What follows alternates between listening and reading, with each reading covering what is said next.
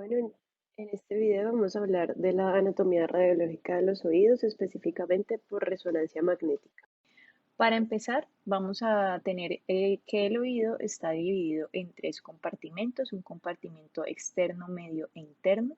El oído externo y el oído medio se encargan principalmente de la transferencia del sonido hasta el oído interno, mientras que el oído interno, además de contener ese órgano de la audición, también va a contener el órgano del equilibrio. La membrana timpánica es la división que tenemos entre el oído externo y el oído medio, y dentro del oído medio vamos a encontrar la trompa de Eustaquio, que es esa conexión con la nasofaringe.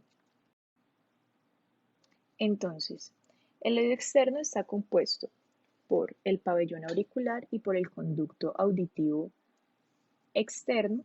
Este conducto auditivo se extiende hasta la membrana timpánica y está compuesto en sus primeros tercios por un fibrocartílago, mientras que sus dos tercios más mediales se encuentran dentro de la porción timpánica del hueso temporal.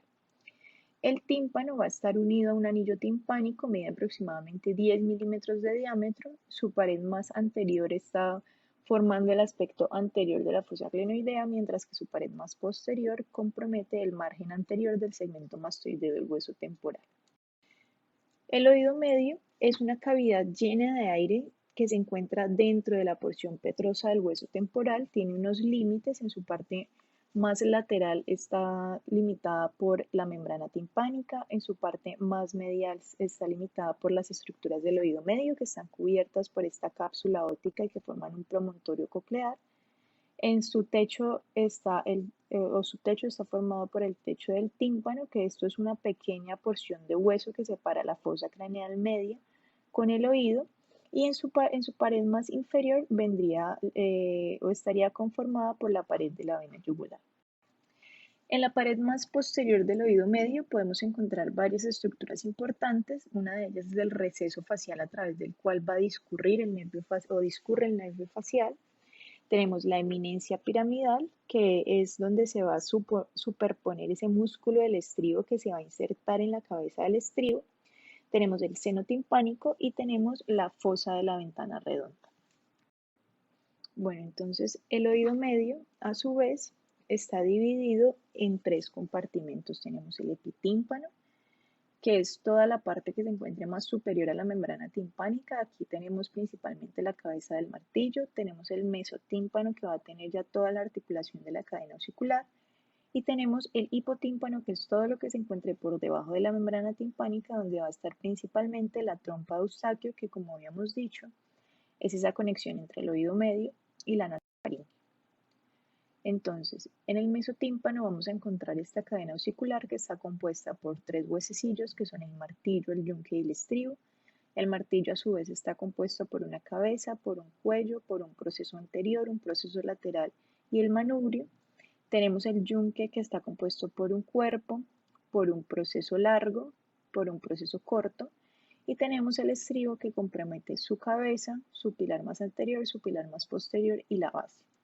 Entonces, el manubrio del martillo está pegado a la membrana timpánica a través de ese manubrio, como lo podemos ver en este esquema, y su cabeza está articulada al yunque y forman esa articulación característica que se conoce como encono de lado, mientras que el proceso lenticular se va a ir a articular con la cabeza del estribo y la base del estribo se va a ir a articular con la ventana oval del vestíbulo.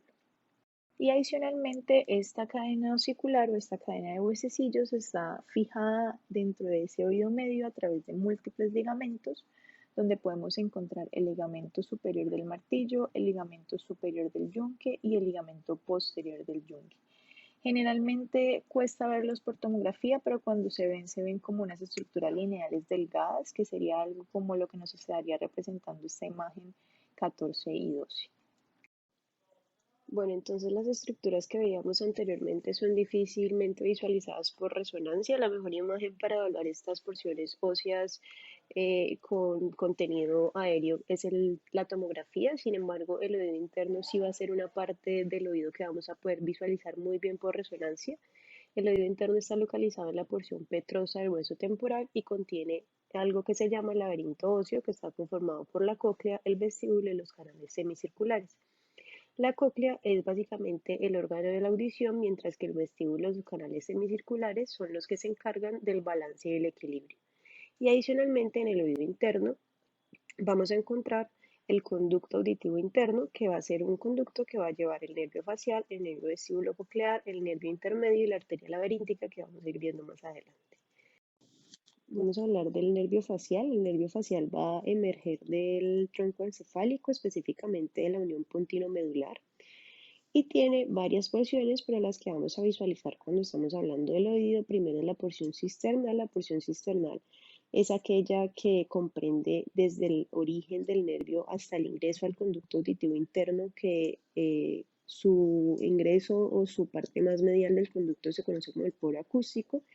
Tenemos la porción intracanicular, que es la porción que va a recorrer el nervio dentro del conducto auditivo interno, y una vez pasa los conductos semicirculares y la cóclea, va a seguir su siguiente porción, que es la porción laberíntica. Entonces, en resonancia, esto sería lo que veríamos. Esto es una imagen de resonancia potenciada en T2. En este caso, nuevamente vemos pues que el líquido se ve brillante o hiperintenso. Y lo que vamos a ver es esta parte más anterior que está representando el nervio facial. Entonces vemos el nervio desde su origen, que sería en esa unión o en ese surco que forma entre la unión punto medular. Vemos esta primera parte que va dentro de la cisterna, que se conocería como la porción cisternal. Una vez pasa esta línea, que es el conducto auditivo interno o el poro acústico, vendría a formar su porción intracanalicular, y cuando pasa ya la parte de los conductos semicirculares, entonces ya tendríamos la porción laberíntica. Y adicionalmente ese conducto o ese canal auditivo interno es un canal que se encuentra localizado dentro de la porción petrosa del hueso temporal. Su apertura medial se conoce como el poro acústico y va a estar dividida en 4 compartimentos, uno superior e inferior que va a estar dado por la cresta falciforme y un compartimento anterior y posterior que va a estar dado por la cresta vertical. Entonces, aquí podríamos ver el compartimento anterosuperior va a llevar al nervio facial, el compartimento superoposterior va a llevar al nervio vestibular superior, el compartimento inferoposterior va a llevar al nervio vestibular inferior y al nervio coclear. Y hay una mnemotecnia que nos puede servir para recordar cómo se distribuyen los nervios craneales dentro del conducto, que es 7 up, arriba va a ir el nervio facial, y cock down, abajo va a ir el nervio coclear. Bueno, entonces esto sería lo que veríamos en las imágenes por resonancia. En esta primera tenemos una imagen potenciada en T2. Vemos lo que se mencionaba anteriormente, donde el líquido cefalorraquídeo se ve hiperintenso o brillante, es decir, lo vamos a ver pues blanco. Y lo que vemos en esta primera imagen, esto es un corte axial. Entonces aquí en esta parte tenemos lo más anterior, aquí lo más posterior, y vemos inicialmente el nervio facial, vemos el nervio coclear, y por detrás de ellos vamos a ver el nervio vestibular. Y cuando lo vemos en un corte sagital, es decir, como de una proyección de lado, vamos a poder ver los 4 nervios que van a ir por el conducto auditivo interno, donde vamos a tener el nervio facial que sería este que nos está representando la flecha, esta flecha recta. Tenemos el nervio coclear y tenemos el nervio vestibular superior e inferior.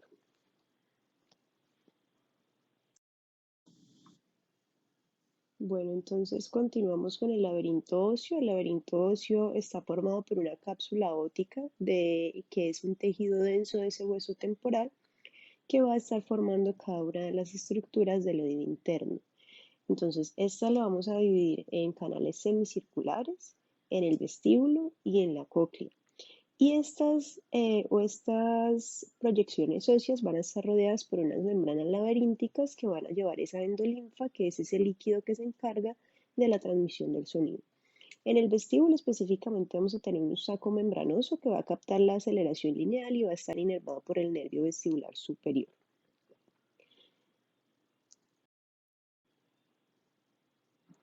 Bueno, entonces vamos a hablar ahora de los canales semicirculares. Los canales semicirculares, entonces, como veíamos anteriormente, están conformados por ese hueso denso del hueso temporal, y dentro de ellos van a estar los ductos semicirculares que tienen su mismo nombre, que son esos contenidos de endolinfa que están cubiertos por esa membrana y que se encargan de la transmisión del sonido.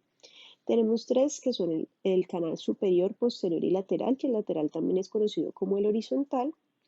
Estos van a estar inervados por el nervio vestibular, específicamente los canales superior y lateral estarán inervados por los nervios vestibular superior, mientras que el posterior va a estar inervado por el nervio vestibular inferior. Estos van a irse a abrir al vestíbulo, que era esa estructura que mencionábamos anteriormente, y dentro de ellos, al final de cada uno de los canales, va a haber una estructura que se conoce como la ámpula, que son estructuras que se encargan de sensar ese movimiento rotacional.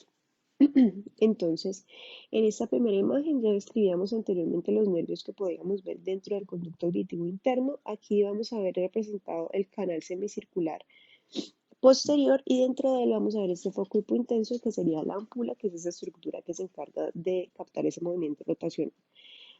Esto es lo que vamos a ver básicamente por resonancia. A veces se pueden ver reconstrucciones donde podemos ver pues muy bien la forma de los conductos semicirculares, pero básicamente vamos a ver estas estructuras hiperintensas con esta línea hipointensa en el centro. Ahora entonces de la cóclea es un conducto que va a tomar una forma de espiral.